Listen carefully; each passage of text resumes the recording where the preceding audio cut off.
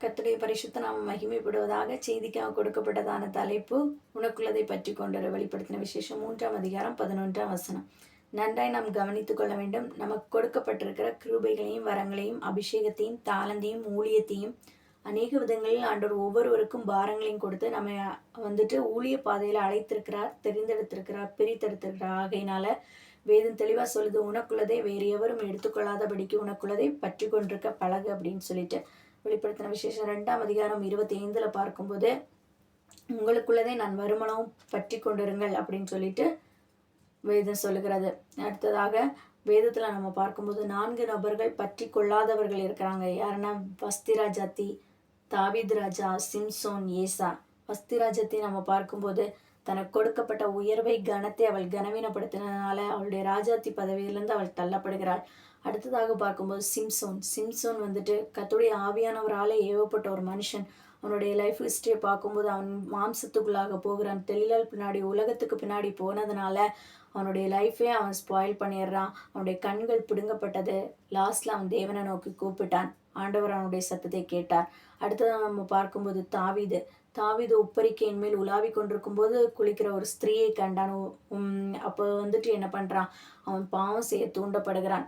அவன் பார்த்தது ஒரு இன்சிடென்ட், படி அவன் அந்த பொண்ணு யாருன்னு விசாரித்தது தான் மிகப்பெரிய தவறு. ஆதாம் ஏவாளை நம்ம பார்க்கும்போது ஆதாம் ஏவாள் சேர்ந்து இருந்தபோது எந்த பாகமும் வரவில்லை. ஆனால் ஏவாள் தனியாக இருக்கும்போது தான் பாவம் செய்ய தூண்டப்படுகிறாள். சர்ப்பம் அவளை வஞ்சித்தது.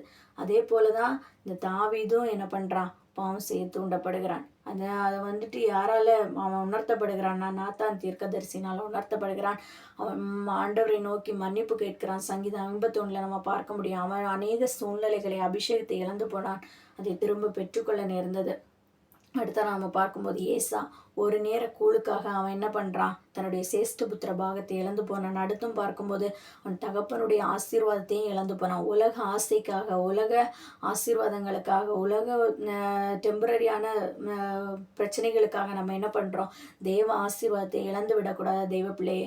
அடுத்ததான் நம்ம பற்றி கொண்டிருந்த ஒரு மனுஷன் பார்க்கும்போது யோசேப்பை நம்ம பார்க்கும்போது யோசேப்பு என்ன பண்ணுறான், ஆண்டவருக்கு பயந்திருந்தான், எஜமானனுக்கு கீழ்ப்படிந்திருந்தான். அதனால ஏசப்பா என்ன பண்றாங்க, அவனை ராஜாவுக்கு அடுத்த ஸ்தானத்துல வச்சு அவனை அழகு பார்த்தாங்க. அன்பு தெய்வ பிள்ளையே, ஆண்டவர் நம்மளை அழகு பார்க்கணும்னா அவருக்கு கட்டுப்பட்டிருக்க வேண்டும். சாத்தானுக்கு 2 தந்திரங்கள் உண்டு. ஒன்று, நம்ம மேலே யாரையா கண் போட வைப்பான், இல்லைன்னா நம்மளை யார் மேலேயாவது கண் போட வைப்பான். அதனால நம்ம மேலே ஆண்டவர் வச்சிருக்க அபிஷேகம் பெரியது, கிருபை பெரியது. அவர் தந்த ரட்சிப்பை நம்ம பற்றி கொள்ளணும். ஆண்டவர் தாமே இவ்வார்த்தைகளை கொண்டு ஆசீர்வதிப்பாராக. ஆமென்.